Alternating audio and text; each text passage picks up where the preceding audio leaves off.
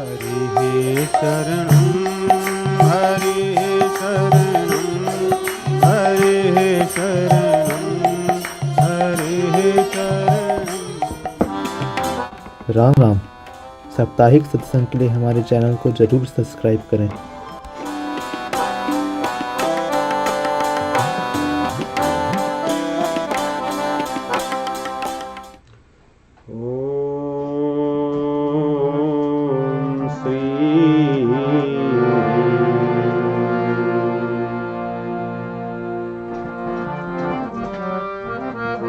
श्री सीतानाथ समारंभां श्रीरामानन्दार्य मध्यमाम् अस्मदाचार्य पर्यन्तां वन्दे श्रीगुरुपरम्पराम्। बंदौ तुलसी के चरण जिनकीन्हो जग काज, कलि समुद्र बूढ़त लख्यो प्रगट्यो सत्य जहाज। राम राम। आज श्री रामचरितमानस का पंचम सोपान सुंदरकांड आरंभ होगा। कथा प्रवचन आरंभ करने के पहले हम हरिनाम संकीर्तन करके भगवान के चरण कमलों का स्मरण करते हैं। श्री राम जय जय राम, श्री राम जय जय राम, श्री राम जय जय राम, श्री राम जय जय राम,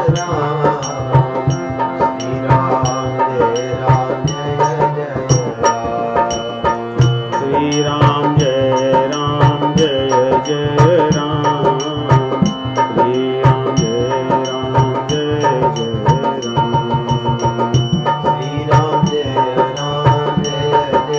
राम,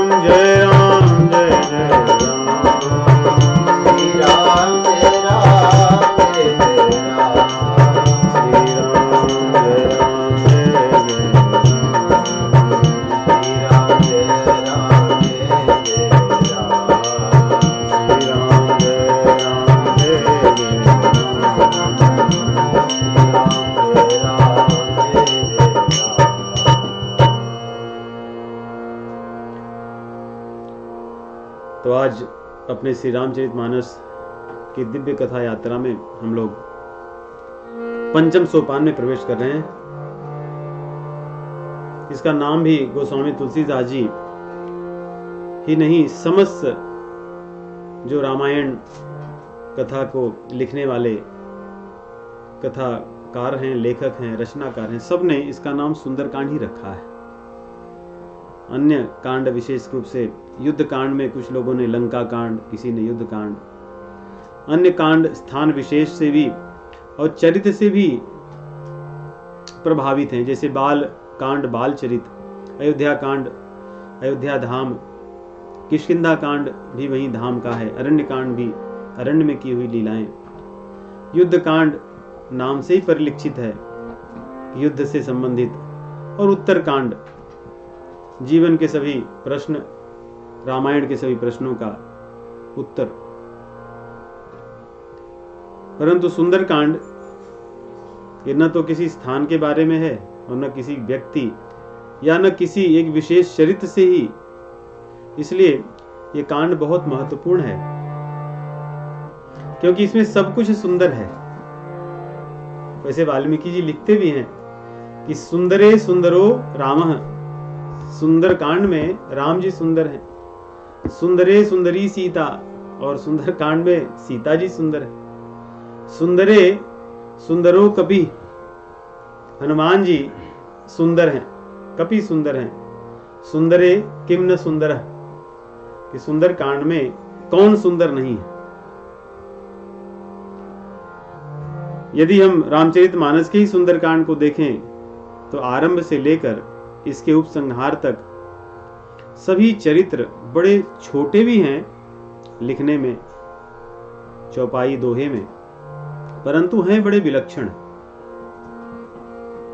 हनुमान जी का रामचंद्र जी के प्रति, उनके नाम के प्रति समर्पण, उनकी साम दाम दंड नीतियां समय समय पर, माता सीता जी से किस प्रकार बड़ी बुद्धिपूर्ण ढंग से हनुमान जी मिलते हैं शत्रु के पक्ष में जाकर, कितना सुंदर प्रसंग है। वहां रहकर शत्रु के प्रिय पुत्रों का और उसके परिजनों का वध भी कर देते हैं, यह भी सुंदर प्रसंग है। दो भाइयों के बीच में भेद डाल देते हैं हनुमान जी, विभीषण जी और रावण के बीच में। लंका का दहन कर देना, दहन करके वहां से चले भी आना। सोचिए, एक अकेला व्यक्ति शत्रु पक्ष में जाकर उसके संपूर्ण साम्राज्य को चुनौती देकर के राज्य को नष्ट कर देना, उसके परिवार परिजनों को मार देना, उसके बाद सुरक्षित लौट आना, लौट कर आने के बाद में अपनी दीनता और विनम्रता का परिचय देना, केवल बंदर भालुओं को ही नहीं, भगवान श्री रामचंद्र जी के समक्ष। विभीषण जी का अपने भाई के साम्राज्य को छोड़कर, सुख सुविधाओं ऐश्वर्य से भरा हुआ जीवन छोड़ करके वनवासी के रूप में लीला कर रहे भगवान श्री रामचंद्र जी के शरण में आना, ऐसा विश्वास कहां हो सकता है कि सब कुछ छोड़कर एक ऐसे व्यक्ति के पास आना जिसके पास कुछ नहीं है। उल्टा तो लोग करते हैं कि जिसके पास कुछ नहीं है उसको छोड़कर उसके पास जाना जिसके पास सब कुछ है, परंतु विभीषण जी की शरणागति ऐसी है कि उन्होंने सब कुछ छोड़ दिया, त्रिलोकी पर राज्य करने वाले रावण के राज्य को छोड़ दिया निडर होकर के, और उन प्रभु श्री रामचंद्र जी के पास आए जिनके पास रहने के लिए कुटिया तक नहीं, जिन्होंने आश्रय स्वयं बंदर भालुओं का लिया हुआ। ऐसा अटूट विश्वास कहां हो सकता है। इसीलिए विभीषण जी की शरणागति ये शरणागति की पराकाष्ठा है। भगवान श्री रामचंद्र जी की शरणागत वत्सलता, जहां पर शत्रु के सबसे प्रिय भाई के आने पर भी बिना किसी विचार के उसको अपना लेना, ऐसा भी कौन कर सकता है। किसी प्रकार की जांच भगवान ने नहीं कराई, खोजबीन नहीं कराया, उन्होंने कहा बस आ गया है तो मेरा है।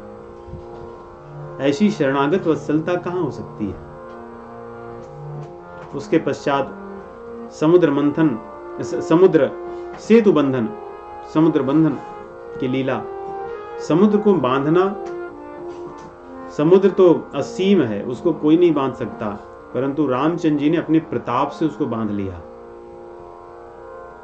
और नाम के प्रताप से। सोचिए, उनके नाम से ही वो बंध गया, उन्होंने कुछ किया नहीं।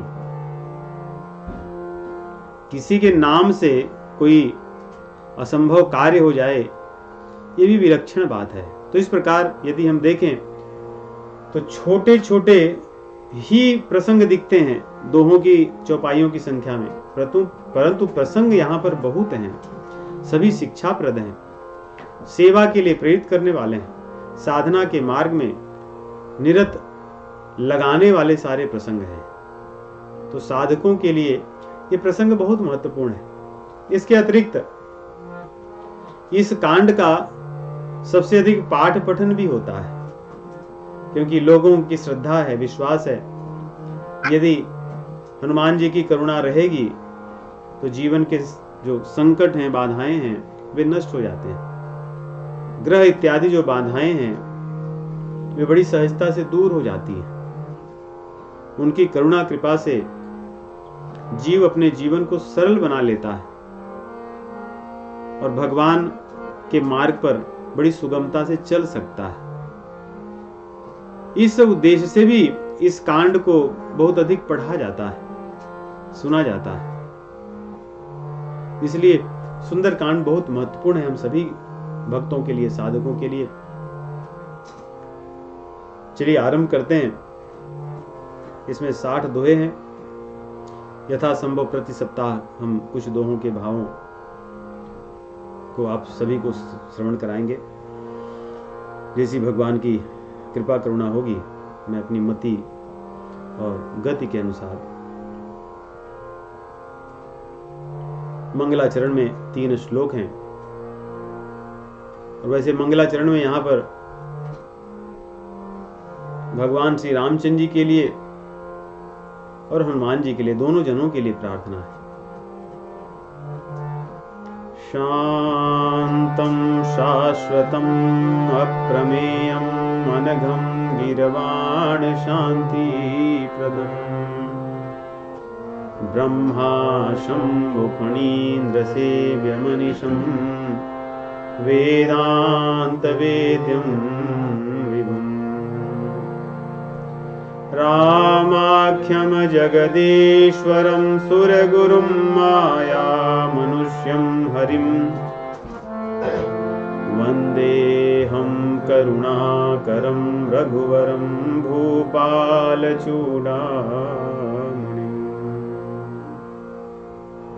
भूपालचूडामणिम्,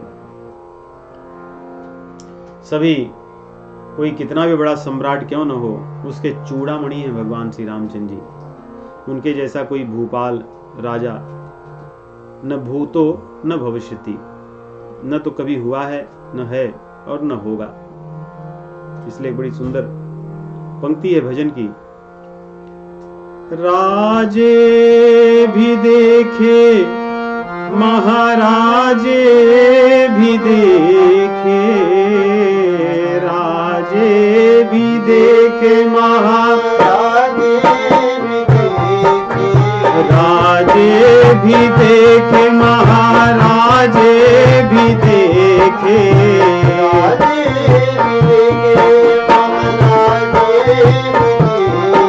मेरे राम जैसा कोई राजा न देखा, मेरे राम जैसा कोई राजा न देखा,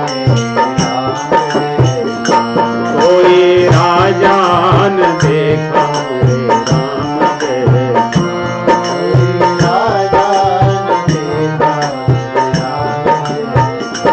कोई राजा न देखा, मेरे राम जैसा कोई राजा न देखा, मेरे राम जैसा। ये भूपाल चूड़ामणि हैं, राजाओं के चूड़ामणि हैं, शीर्ष हैं भगवान श्री रामचंद्र जी। ये रघुवर हैं, रघुकुल में सबसे श्रेष्ठ हैं। रघुकुल के सभी राजा एक से बढ़कर एक हैं। एक एक के चरित्र को अगर पढ़ा जाए तो अपने आप में ही इतिहास और पुराण है।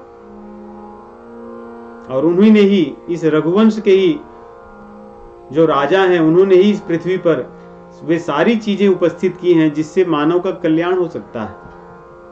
गंगा जी उन्हीं के वंश से, और एक तरफ से यमुना जी देखें, ये भी सूर्यवंश की ही है, कहीं और से नहीं आई, सूर्य की ही बिटिया है। अन्य जितने भी धाम हैं कहीं न कहीं भगवान श्री रामचंद्र जी या उनके वंश से संबंधित हैं। हमारी प्यारी मथुरा, ये भी रामचंद्र जी रघुवंशी भैया शत्रुघ्न द्वारा बसाई गई है। तो यदि हम देखें तो रघुवंश का सभी मानव पर ऋण है, सभी लोगों पर।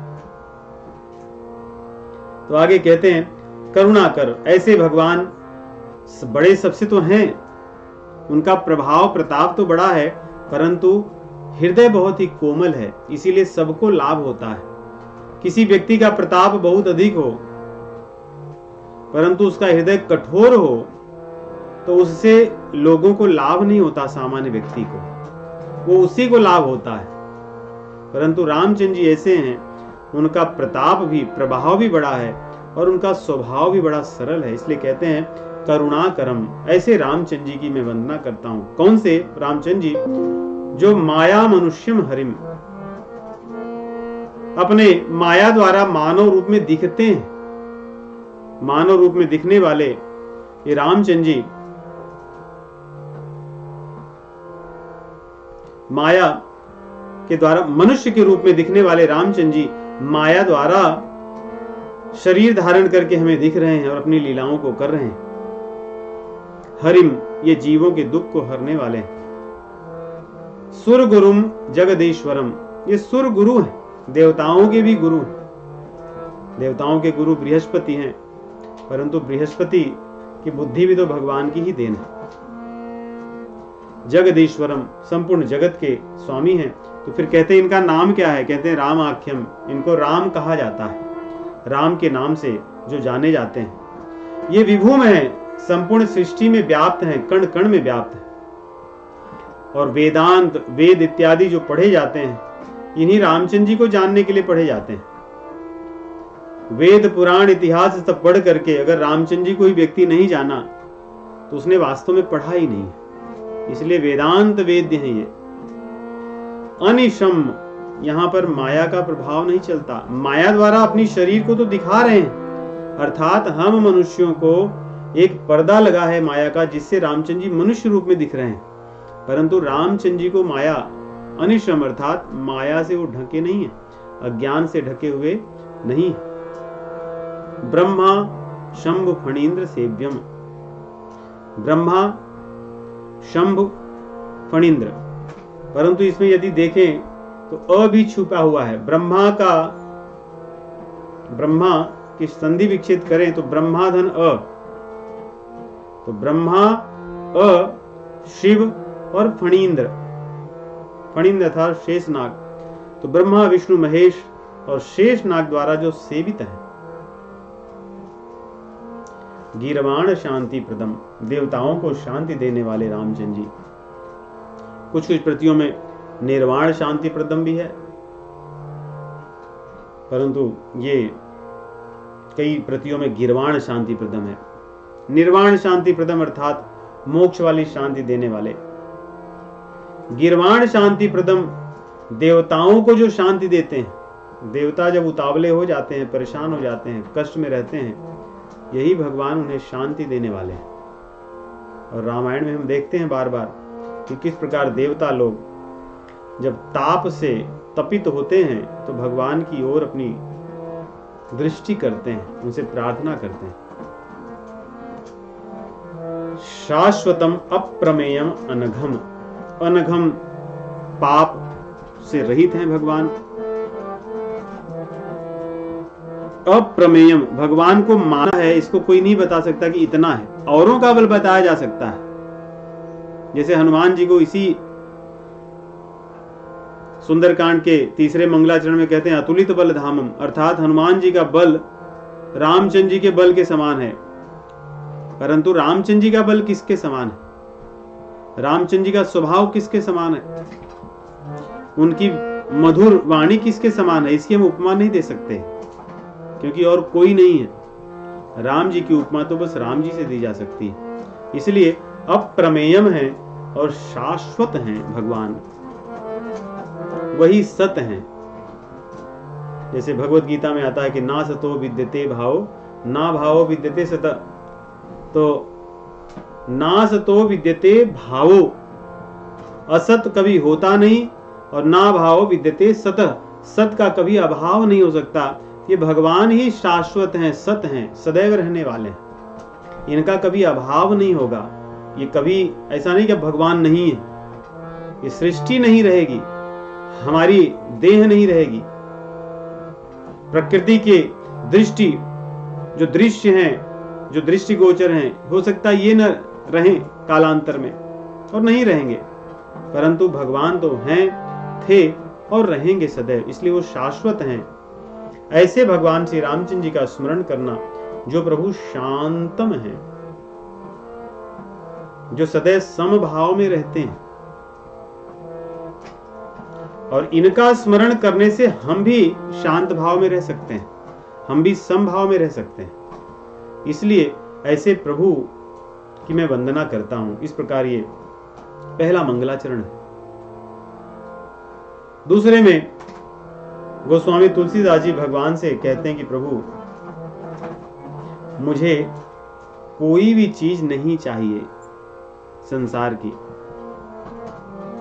और ये केवल मैं कहने के लिए नहीं कह रहा हूं, वो एक प्रकार से भगवान को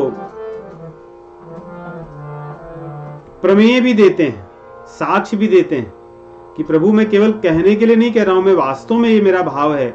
यदि आपको विश्वास न हो तो आप तो अंतर्यामी हैं, आप स्वयं देख लीजिए, मुझे वास्तव में कुछ नहीं चाहिए। हाँ, अगर आप झांक करके देखोगे तो एक चीज चाहिए मुझे, वो आपकी भक्ति है, वो दे दीजिए। तो कुछ नहीं चाहिए अर्थात कुछ नहीं ऐसा नहीं है, कुछ नहीं चाहिए परंतु भक्ति आपकी चाहिए। आप अंतर्यामी हैं, आप जाकर के देख लीजिए और वो मुझे प्रदान कर दीजिए। नान्या स्पृहा रघुपते हृदये स्मदीये, सत्यं वदामि च भवान् अखिलान्तरात्मा। भक्तिं प्रयच्छ रघुपुंगव निर्भरां मे, कामादिदोषरहितं कुरु मानसं च। हे नाथ, आप तो रघुपुंगव हैं, रघुवंशी तो देने के लिए जाने जाते हैं। बालकांड में कहते हैं कि मंगन लहन जिनके नाही, ते नरवर थोरे जग माही। और जिनके लह नरिपुरन पीठी नहीं पावे परतीय मनु दीठी। कितनी सुंदर बात कहते हैं, रघुवंशियों की एक परंपरा है, वे जाने जाते हैं।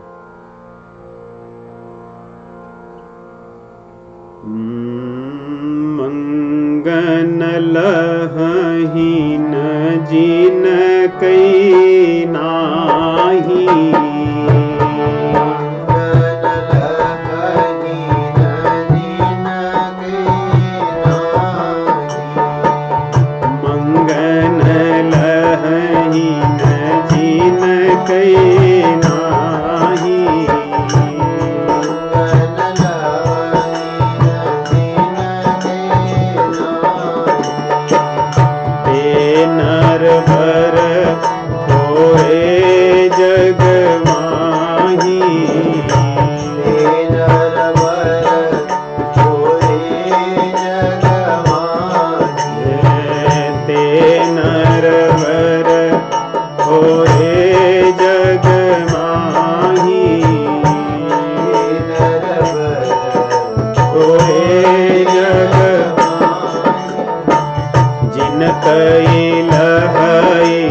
नरी पूरन पीठी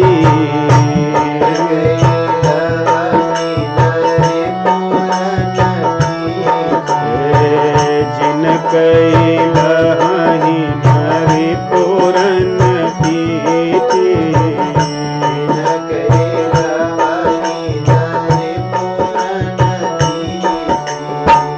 नहीं पावही परतिय मनु डीठी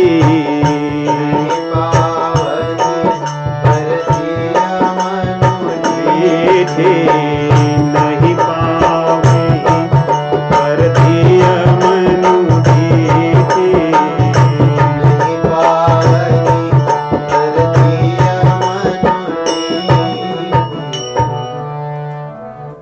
गोस्वामी तुलसीदास जी लिख रहे हैं मंगलाचरण में ही, दोनों श्लोकों में उन्होंने रघुवंश का वर्णन किया है। रामचंद्र जी को रघुवंश की याद दिलाई है कि रघुवंशी जाने जाते हैं कि शत्रुओं से कभी वो पीठ नहीं दिखाए आज तक। जिनका लहई नरिपुरन पीठी नहीं पावई परतीय मनु डीठी, और लोग कामी नहीं होते, न तो शत्रु लोग आज तक उनकी पीठ देख पाए, पीठ दिखाए, न तो कोई स्त्री उनकी नेत्रों को देख पाई। अर्थात भगवान ही नहीं, उनके वंश के सभी लोग कभी परती को दृष्टि नहीं देते। और मंगन लहई न जिनके नाही, और कोई भी उनसे कुछ मांगा होगा तो केवल रामचंद्र जी नहीं, उनके पूरे वंश में कभी किसी ने ना ही नहीं कहा है। मांग लिया तो वो दे दिए। कह रहे हैं ऐसे जो रघुवंश के श्री रामचंद्र जी, मैं उनसे इसीलिए पहले में भी कहें कि मैं ऐसे रघुवर को स्मरण करता हूं, और दूसरों में कह रहे हैं क्योंकि आप रघुपुंगव हैं, इसलिए मेरे हृदय में जो काम वासनाएं हैं वो शत्रु हैं मेरी, आप उनको नष्ट कर दीजिए, क्योंकि आप ही कर सकते हैं। तो आप शत्रुओं को मार दीजिए और जो मैं मांग रहा हूं उसको दे दीजिए, क्योंकि आप उसमें भी ना नहीं करने वाले हो। इसलिए आप मुझे अनपायनी भक्ति दीजिए, निर्भरा भक्ति दीजिए, सदैव आप पर आश्रित रहूं ऐसी भक्ति दीजिए। देखिए भक्ति निर्भरा अर्थात इसके दो अर्थ हैं, जो सदैव निरत बहती रहे वो भी निर्भरा है। दूसरा निर्भरा जो भगवान पर ही आश्रित रहे वो भी भक्ति। भक्ति ऐसी जो भगवान पर आश्रित, जैसे कृषि को सदैव सात्विक कर्म कहा जाता था, आज की कृषि नहीं, जो प्राचीन काल की कृषि थी सदैव उसे सात्विक ही माना जाता था। भले उसमें थोड़ा पाप होता था क्योंकि खेत की जुताई इत्यादि में हिंसा होती है, फिर भी क्योंकि उसमें केवल और केवल भगवान पर आश्रित रहने का, भगवान यदि वर्षा किए तो कृषि होगी, नहीं किए तो नहीं होगी, तो वो निर्भरा वृत्ति थी। तो ऐसे निर्भरा भक्ति होती है, अर्थात भगवान पर ही आश्रित रहें, चाहे सुख हो चाहे दुख हो, इच्छाओं की पूर्ति हो या न हो, लेकिन प्रभु पर ही सदैव आश्रित हो, वही हमारे आश्रय हैं। तो कह रहे हैं मेरे तो आश्रय आप हैं, और मैं सत्यम वदामि, मैं सही में कह रहा हूं, इसमें कोई प्रोजित कैतव जो कहते हैं भागवत पुराण में वही है कि यहाँ पे कपट वाली बात मेरी नहीं है, मेरी इच्छा ही वास्तव में यही है। इस प्रकार गोस्वामी जी भगवान से भक्ति मांगते हैं, और इसमें रामचंद्र जी भक्ति देते भी हैं हनुमान जी को। हनुमान जी भी यही अनपायनी भक्ति मांगते हैं और रामचंद्र जी यही भक्ति देते हैं। और तीसरा मंगलाचरण हनुमान जी के लिए ही है कि जो अतुलित बल धाम है, यहाँ पे अतुलित बल अर्थात रामचंद्र जी का बल, कोई और बल नहीं, क्योंकि उन्हीं का बल अतुलित हो सकता है, बाकी सबके बल तो तुलित हैं, माप दिए जाते हैं सभी के बल। रामचंद्र जी का बल अतुलित है, और उसके धाम है, धाम अर्थात घर, भंडार कक्ष, जिसको जो लेकर के रखता है। तो रामचंद्र जी ने ऐसा लगता है कि एक स्टोरेज रेंट किया हुआ है, अपना सब वहां पे रखे रहते हैं, जैसे लोग लॉकर रखते हैं, वैसे ही हनुमान जी का, रामचंद्र जी का ये लॉकर हनुमान जी। इसीलिए वो दोहा भी ऐसे ही लगता है कि प्रणमो पवन कुमार खल बन पावक ज्ञान घन जासु हृदय आगार बसई राम सर चाप धरा। वहां पर भी कहते हैं जासु हृदय आगार, आगार अर्थात स्टोरेज हाउस, भंडारण कक्ष। तो हनुमान जी रामचंद्र जी की सदैव आगार रहे हैं, उसी में अपना सब वो जमा रख देते हैं, स्वयं भी कभी कभी उसी में बैठते हैं। जासु हृदय आगार बसई राम सर चाप धरा। अब इसमें भी देखिए कई चीजें वो वाले, हम उसमें चले गए कि बसई राम सर चाप धर। अब सर चाप तो धनुष बाण, धर मतलब रख करके। रामचंद्र जी अपने इस आगार रूपी हनुमान जी में धनुष बाण को रख करके निश्चिंत हो जाते हैं कि अब मैं विश्राम करूंगा, क्योंकि हनुमान जी बाकी सब मेरा काम करेंगे। कि राम काज लगी तब अवतारा, कि अब भैया अवतार लिए हो मेरे कार्य के लिए तो करो, मैं आनंद से विश्राम करता हूं। यहां पे कहते हैं कि अतुलित बल धामम, रामचंद्र जी के बल के ये धाम है। और स्वर्ण शैलाभदेहम, अन्य प्रतियों में शैल हेम शैलाभदेहम भी है। स्वर्ण तपे हुए सोने को कहते हैं, तपा हुआ कंचन स्वर्ण होता है, और हेम कच्चा स्वर्ण जो खदानों से निकला होता है। तो हनुमान जी की देह तो चमकती है स्वर्ण के समान, पीले रंग की। मानस पीयूष जो गीता प्रेस का है उसमें उन्होंने यही श्लोक दिया हुआ है, अतुलित बल धामम स्वर्ण शैलाभदेहम धनुजवन किशानुम ज्ञान नाम अग्रगण्यम सकल गुण निधानम वानराणामधीशम रघुपति वर दूतम वात जातम नमामि। और गीता प्रेस की केवल जो प्रति है, मानस पीयूष नहीं, दूसरी जो रामचरित मानस की प्रचलित प्रति है, उसमें अतुलित बल धामम हेम शैलाभदेहम धनुजवन किशानुम ज्ञान नाम अग्रगण्यम सकल गुण निधानम वानराणामधीशम रघुपति प्रिय भक्तम वात जातम नमामि। पवन पुत्र वात जातम, पवन पुत्र को मैं प्रणाम करता हूं, जो भगवान श्री रामचंद्र जी के श्रेष्ठ दूत हैं। वानरों में सबसे जो श्रेष्ठ हैं, वानर तो सब एक से बढ़कर एक हैं। रामचरित इसी सुंदरकांड में आता है कि ऐसा कोई भी बंदर रामचंद्र जी की सेना में नहीं है जो अकेले रावण को पराजित करके, लंका में सबको पराजित करके और जानकी जी को लेकर न जा सके। तो सब तो एक से बढ़कर एक हैं, परंतु हनुमान जी उनसे भी श्रेष्ठ हैं। वानराणाम अधीशम, और उनके अधीश हैं, स्वामी। सकल गुण निधानम, गुण के भंडार हैं हमारे हनुमान जी। बल तो है ही है, विद्या है, बुद्धि है, विवेक है, विनम्रता है, शालीनता है, शील है, और इनका गुण तो ऐसा है कि रावण भी इनकी बखान करता है। युद्ध कांड में आता है कि रावण अपने यहाँ कहता है कि हाँ भाई, जब अंगद जी जाते हैं कहता है कि जानता हूं तुम्हारे यहाँ कौन लोग हैं, सब ऐसे ही हैं, तुम्हारा स्वामी तो किसी काम का नहीं, उसको तो कुछ है ही नहीं है। हाँ, एक ठीक ठाक बंदर है, उसको मैं जानता हूं, है एक है कपि एक महागुणशीला, है कपि एक महागुणशीला। सोचिए, रावण हनुमान जी के लिए कह रहा है कि है कपि एक महागुणशीला, महान गुणवान और शीलवान,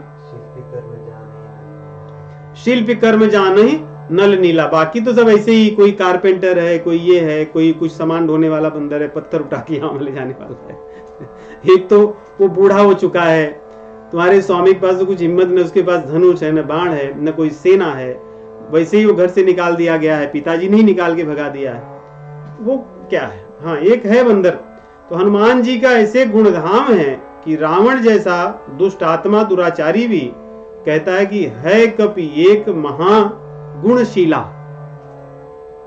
कि केवल गुणवान नहीं कह रहा है कि गुण और शील दोनों। ये बातें भी बड़ी आवश्यक है, ये दोनों सबको नहीं होती, सबके पास नहीं होती, लेकिन कह रहा है कि महागुणवान और महाशीलवान है वो, है तो बंदर लेकिन ऐसे उसके अंदर कला है। तो हनुमान जी हमारे सकल गुण निधान में। अब इस सकल का अर्थ संपूर्ण कला के साथ, अर्थात रामचंद्र जी के गुण के निधान है। निधान अर्थात फिर वही धाम होता है, भंडार होता है। तो रामचंद्र जी ने अपने सभी गुणों को फिर यहाँ जमा कर दिया है कि हनुमान जी रखो। तुम्हें जैसा जब उपयोग करना हो किया करो, बल का, गुण का, शील का, अपनी इच्छा अनुसार किया करो, ये सब तुम्हारे हैं। इसीलिए देखिए किष्किंधा कांड में आती है बात, यह गुण साधन ते नहीं होई, यह गुण साधन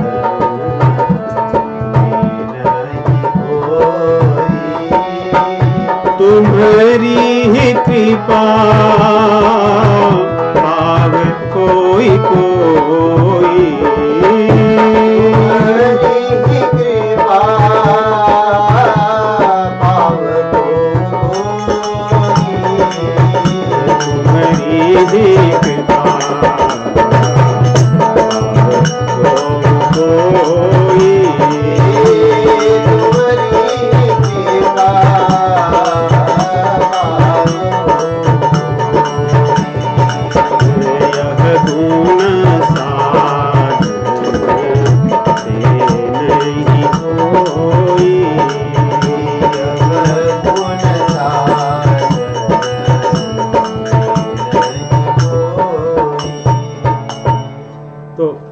हनुमान जी सकल गुण निधानम इसीलिए हैं, संपूर्ण कलाओं से युक्त जो भगवान हैं, जिन्हें कलेश भी कहा जाता है। वाल्मीकि जी इसलिए कलेश कहते हैं रामचंद्र जी को, कि संपूर्ण कलाओं के अधिपति जो हैं भगवान, उनके गुणों के निधान, फिर से वही धाम, भंडार, आगार हनुमान जी है।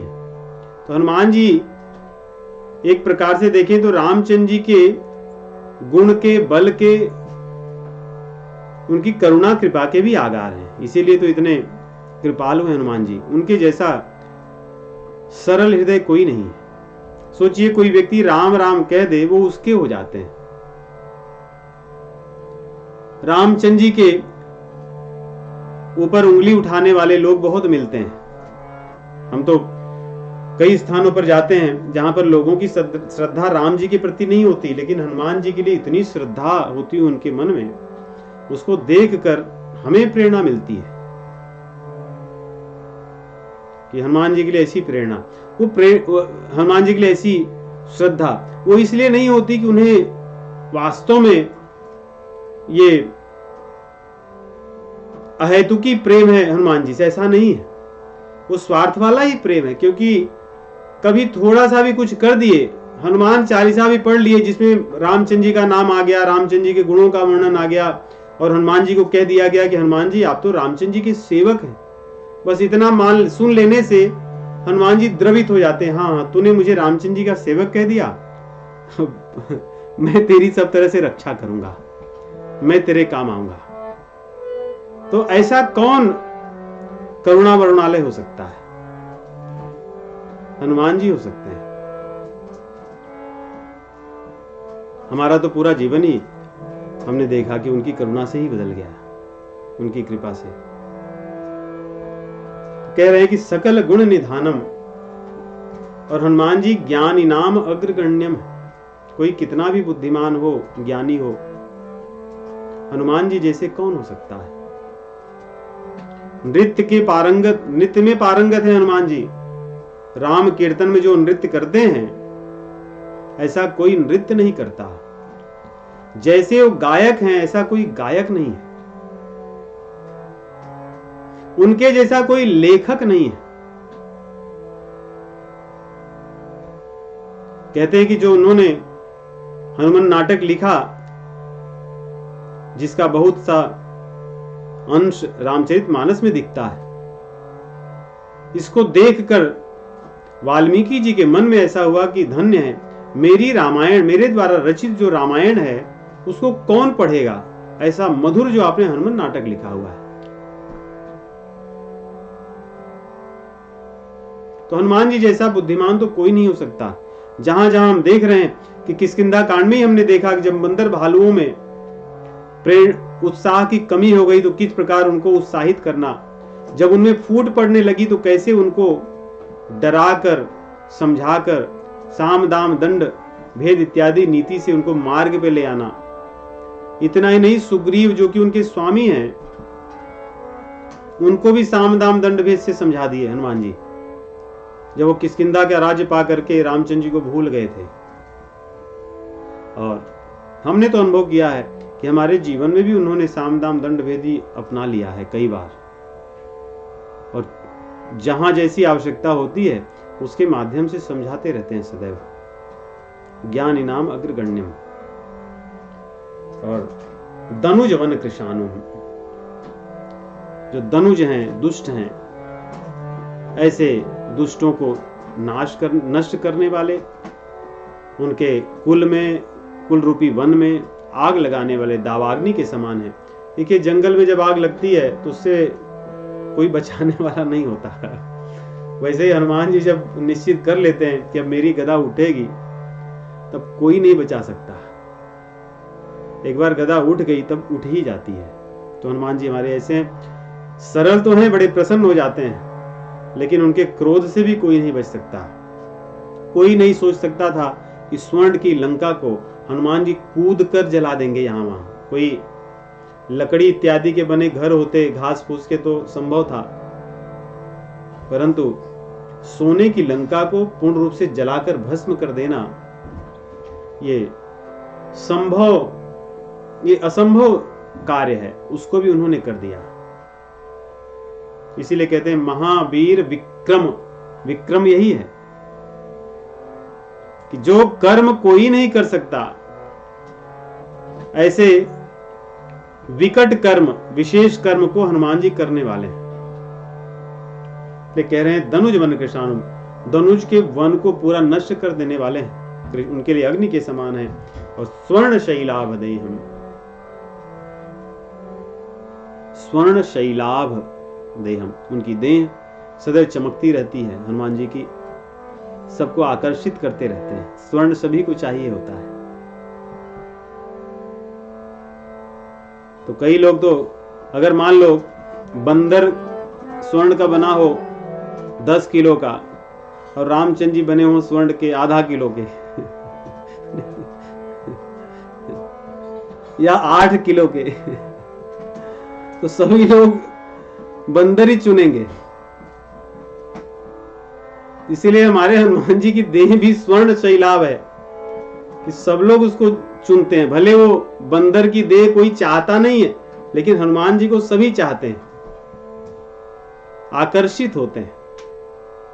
और तप करके जब स्वर्ण शुद्ध हो जाता है, उसी को स्वर्ण कहा जाता है। इसलिए हनुमान जी, एक तो जैसे हमारी जो देह है वो विकारी है, हनुमान जी की देह विकारी नहीं हो, तप करके स्वर्ण में शुद्ध देह है, चिन्मय देह और अतुलित बलधामम। तो इस प्रकार ऐसे हनुमान जी को मैं प्रणाम करता हूं। नमामि। गोस्वामी तुलसीदास जी इस प्रकार कहते हैं। अब आगे जो पहला दोहा है, ये किष्किंधा कांड का जो उपसंहार वाला दोहा है, वहां से इसका संबंध प्रसंग जुड़ा हुआ है। जो जामवंत जी समझाते हैं हनुमान जी को कि हनुमान जी तुम जाना तो केवल शुद्ध लेकर के आना,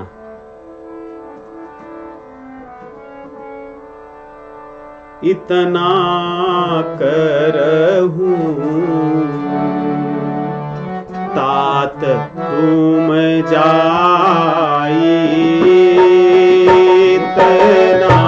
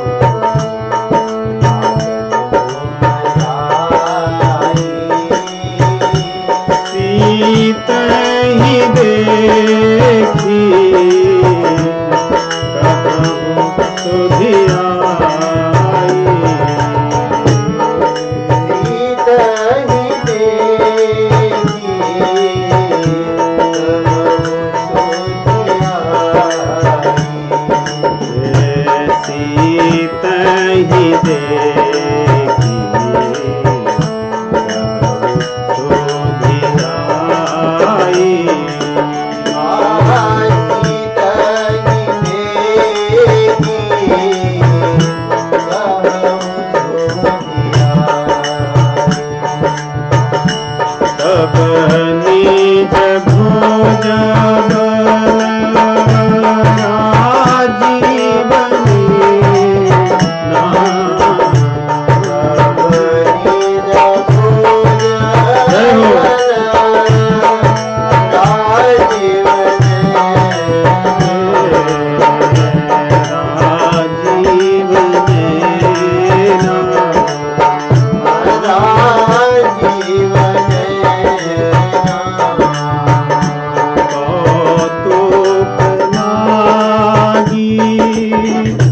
संग कपिसेना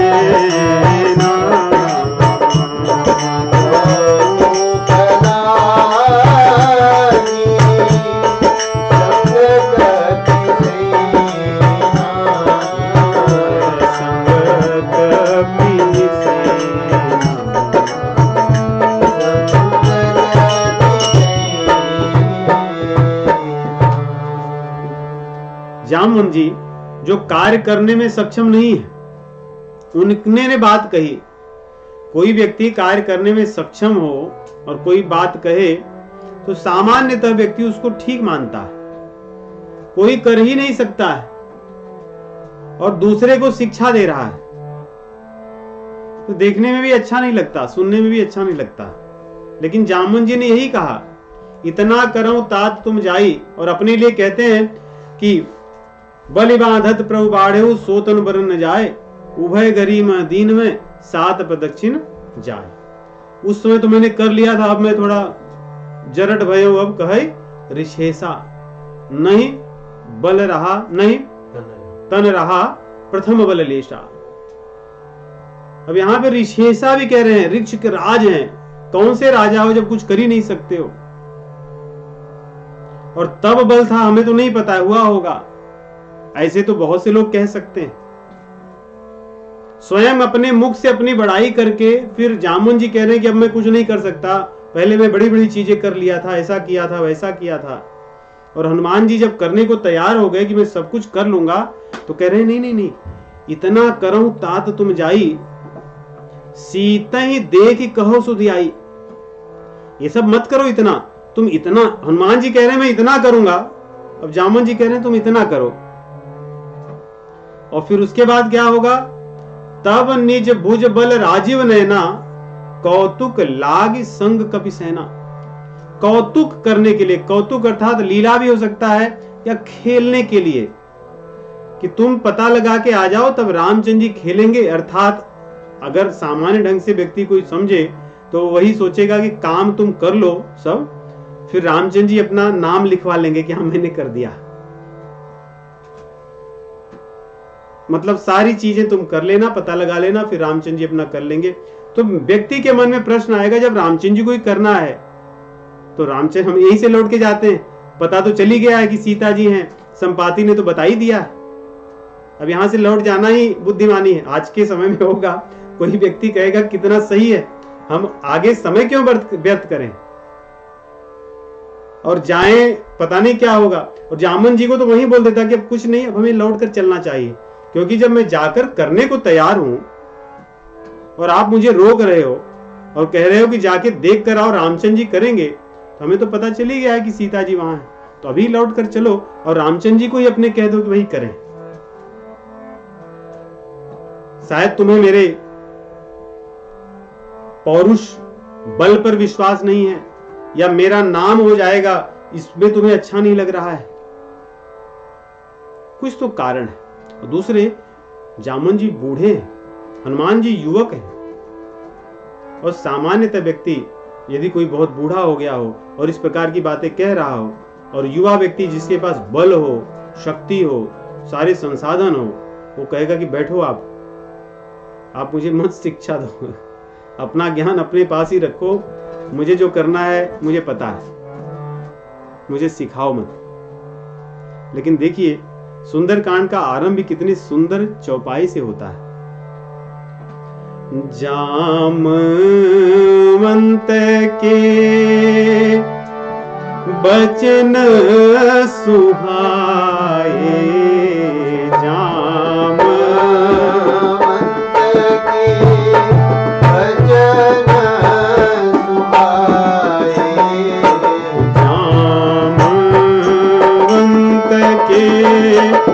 बचन सुहाए।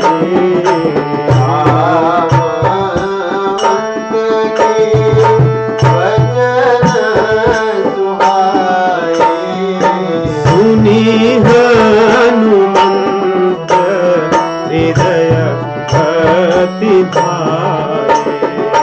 सुनी हनुमंत हृदय अति भाए। सुनी हनुमंत हृदय अति भाए। सुनी हनुमंत हृदय अति भाए। जामवंत के वचन सुहाए। हनुमान जी को जामवंत जी का वचन सुंदर लग रहा है, सुहा रहा है, बढ़िया लग रहा है। सुनि हनुमंत हृदय अति भाए। और केवल भाया ही नहीं, बहुत अधिक उनको भाया कि आप तो सही कह रहे हैं कि रामचंद्र जी लीला करेंगे, उससे जन जन का कल्याण होगा। मैं अगर करके आ जाऊंगा तो मेरा चरित्र गाकर लोगों को कल्याण नहीं होगा। भगवान के चरित्र को गाने से ही, क्योंकि हनुमान जी का विचार ऐसा है, ऐसा नहीं कि हम हनुमान जी का चरित्र गा करके भाव से नहीं तर सकते, हमारे लिए तो अच्छी बात है।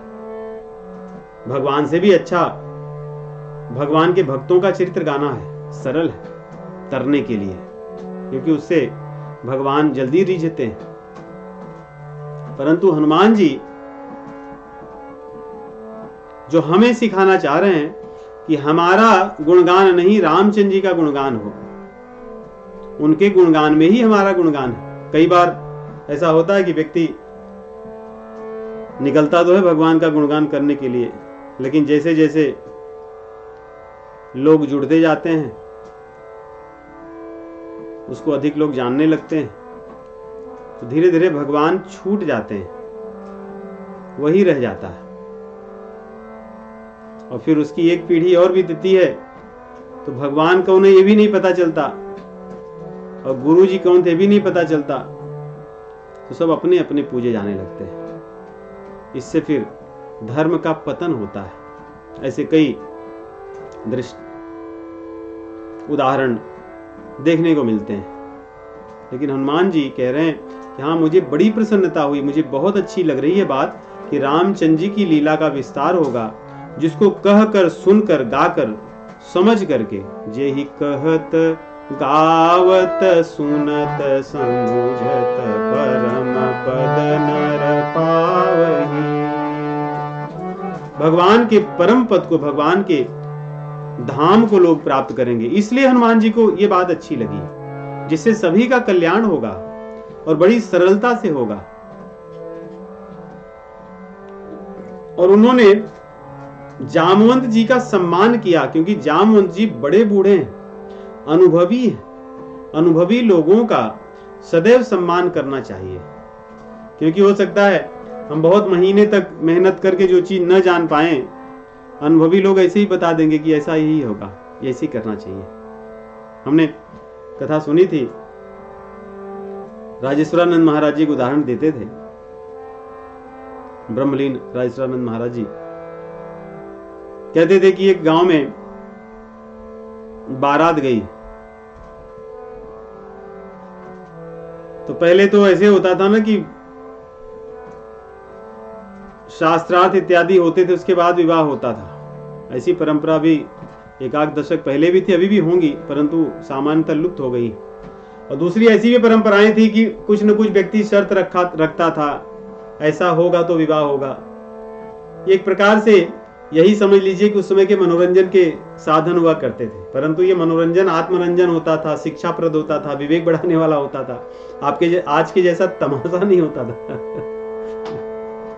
तो उस बारात में जो लड़की वाले थे, उन्होंने लड़के वालों को कहा था कि आपके यहां से कोई भी बूढ़े लोग नहीं आएंगे। अगर बूढ़े लोग आएंगे तो विवाह नहीं होगा। तो लड़के वाले भी बोले चलो ठीक है, हमें विवाह से मतलब है, बूढ़े जाए न जाए क्या करना है, घर पे ही रहे। तो वे सब लोग गए, और लेकिन लड़के का जो नाना थे, उन्होंने बड़ी प्रार्थना की कि ऐसा करो कि मुझे ले चलो किसी न किसी तरह। तो बोले नहीं, अगर आप चलोगे तो हमारा विवाह ही बंद हो जाएगा, नहीं होगा। बोले नहीं, अब मुझे छिपा कर ले चलो। तो उनके नाना को किसी चीज में भर कर छिपा कर लेके गए लोग, लड़के वाले। ऐसे कई उदाहरण है, परंतु उसमें गए जब विवाह का समय आया तो लड़की वालों ने कहा कि भाई विवाह तो तब होगा जो हमारे कुछ शर्त हैं वो आप पूरा करोगे तब। तो सब एकदम युवक लड़के सब बोले कि क्या है शर्त, बोलिए क्या करना है, हमें करने में क्या है। तो उन्होंने कहा कि कुछ नहीं, हमारे यहाँ ये नदी बह रही है, अब इस नदी को दूध की नदी बनाना है। अगर आप लोग इस नदी को दूध की नदी बना दिए तो विवाह बैठेगा, नहीं तो लौट जाओ। अब सब लड़के जो युवक थे, ये तो बेचारे सोचे भी नहीं थे कि ऐसा नदी, वो भी दूध की, ये क्या हो सकता है। तो सब बहुत अपना विचार किए, विमर्श किए, किसी को कुछ समझ में नहीं आया क्या करें। अंत में एक जन ने कहा कि नाना जी आए हैं, छिपा कर रखे हैं, क्यों न छिप करके उन्हीं से पूछा जाए। तो कुछ लड़के मिल करके गए, नाना जी को तो छिपा कर रखा था एक डब्बे में बड़ा, जिसको ढोकर लाए थे। तो धीरे से खोल करके बोले नाना जी बड़ी समस्या आ गई। बोले क्या हुआ? बोले कि ये लोग विवाह करने के लिए तैयार नहीं है, कह रहे हैं कि हमारी जो नदी बह रही है इसको जब तक आप दूध से नहीं भर दोगे, दूध की नदी नहीं बहाओगे, विवाह नहीं बैठेगा। बोले मूर्खों, ये तो बड़ा सरल है। बोले कि क्या सरल है, दूध कहां से लाएंगे इतना? बोले सब व्यवस्था हो जाएगी, तुम भी जाके उनके पास शर्त रख दो कि हम लोग तो दूध की बहाने के लिए तैयार हैं, परंतु इस नदी को पहले खाली तो कर दो आप लोग।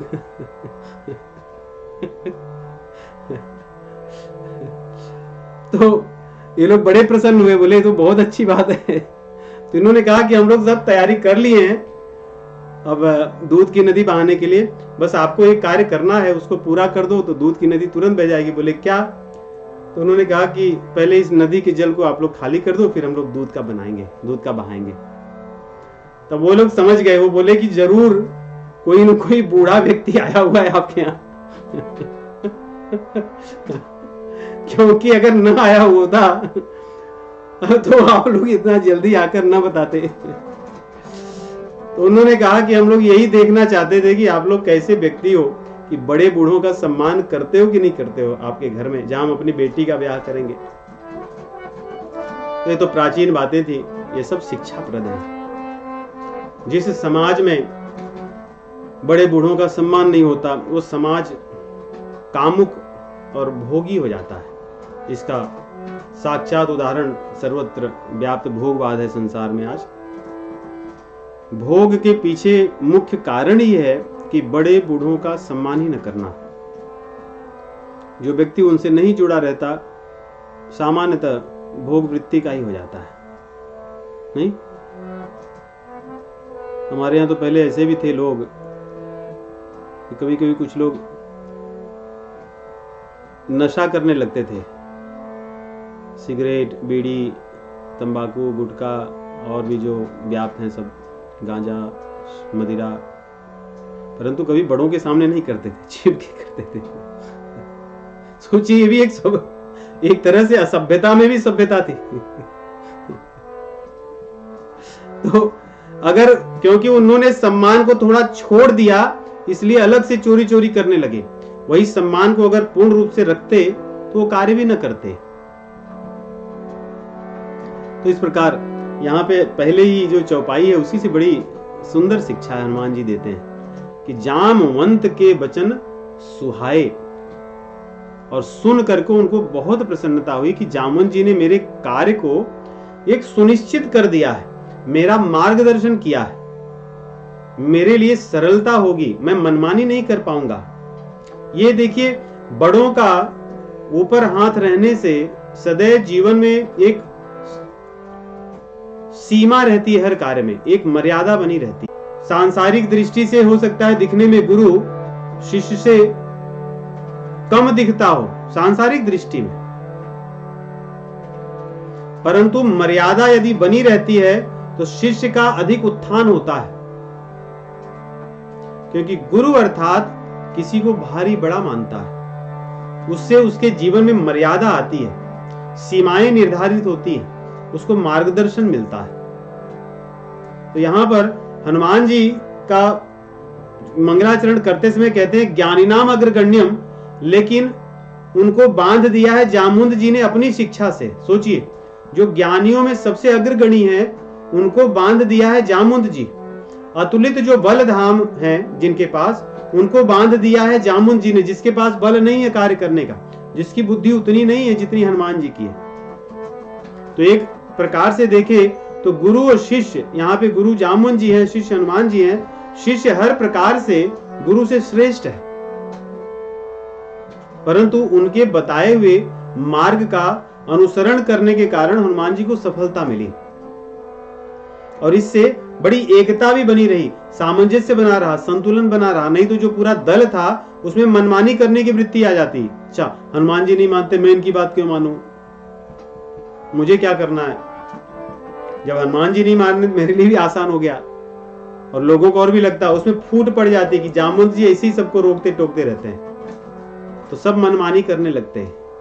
इसीलिए हनुमान जी ज्ञानीनाम अग्रगण्यम है। हम तो एक जगह गए थे भी, वहां पे वो मुझसे पूछने लगे कि हमने सुना है कि सुंदरकांड का उपयोग मैनेजमेंट ट्रेनिंग इत्यादि में भी करते हैं। हमने कहा अगर कोई व्यक्ति करोड़पति बनने का लक्ष्य रखे तो लखपति तो अपने आप ही हो जाता है, उसके लिए लखपति के लिए अलग से प्रयास नहीं करना पड़ता। तो जी अवश्य है, ये हमारे जो शास्त्र हैं ये मैनेजमेंट ही नहीं है, ये तो पूरे शासन करने की भी कला है। शासक को कैसा होना चाहिए, मैनेजर की बात छोड़ दीजिए, घर में परिवार में कैसे रहना चाहिए, पुत्र पिता माता पत्नी भाई बहन, पति पत्नी संबंध, राजा प्रजा का संबंध, सभी चीजों की शिक्षा देता है। तो यहाँ पे हनुमान जी की एक ही चौपाई यदि देखें तो इसमें कई शिक्षाएं निहित हैं। हनुमान जी अगर मनमानी करके चले जाते तो जो बंदर भालू यहाँ बैठे हैं ये भी बात नहीं मानते किसी की। इसलिए हनुमान जी देखिए क्या कह रहे हैं, अपना स्वयं तो बात माने लेकिन अन्य लोगों को शिक्षा दे रहे हैं।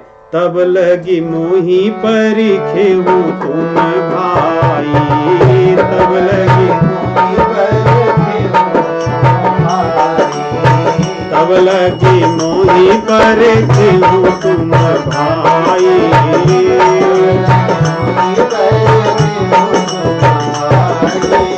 सही दुख कंद मूल फल खाई,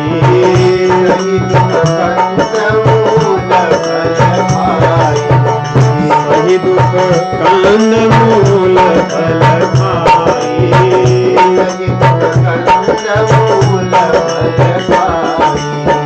जब लगी आमों पीत ही देखी, जब लगी आमों पीत ही देखी, कोई काज मन नरक भी देखी, कोई काज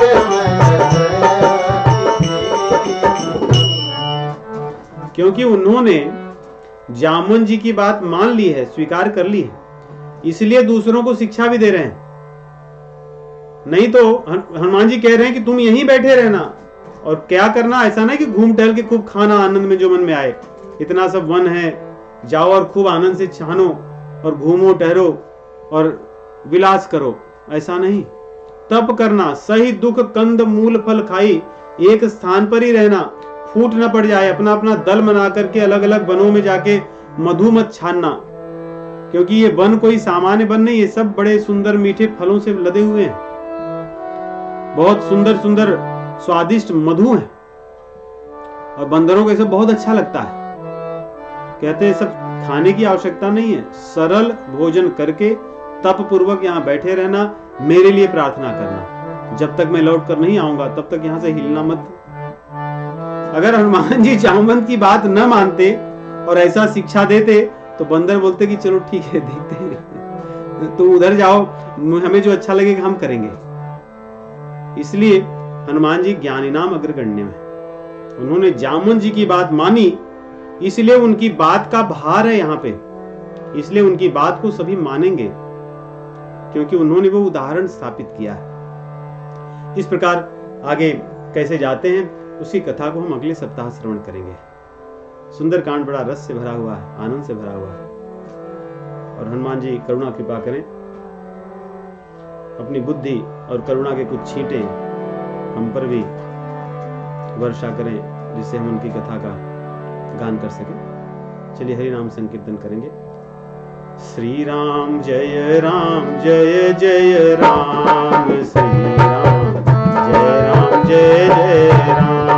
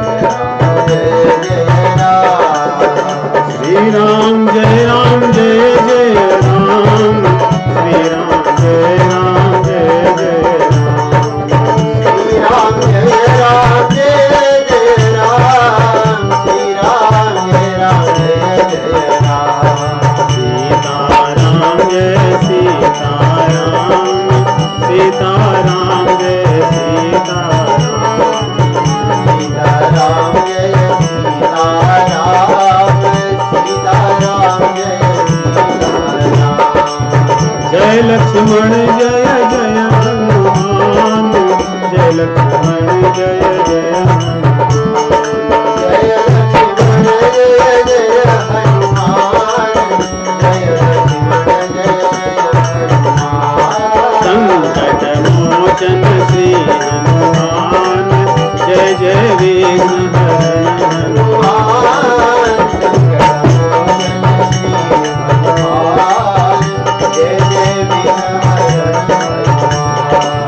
संकट मोचन श्री हनुमान, जय जय विघ्न हरण हनुमान,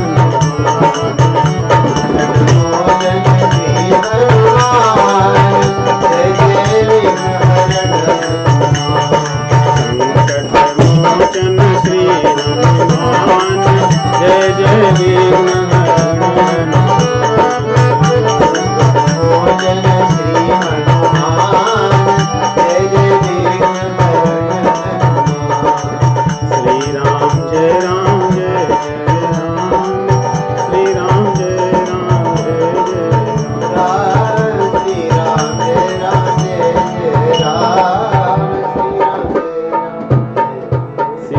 रामचंद्र भगवान की, पवन सुत हनुमान जी महाराज की, गोस्वामी तुलसीदास जी महाराज की, श्रीमदादि रामानंदाचार्य भगवान की, सदगुरुदेव भगवान की जय। जय श्री सीताराम।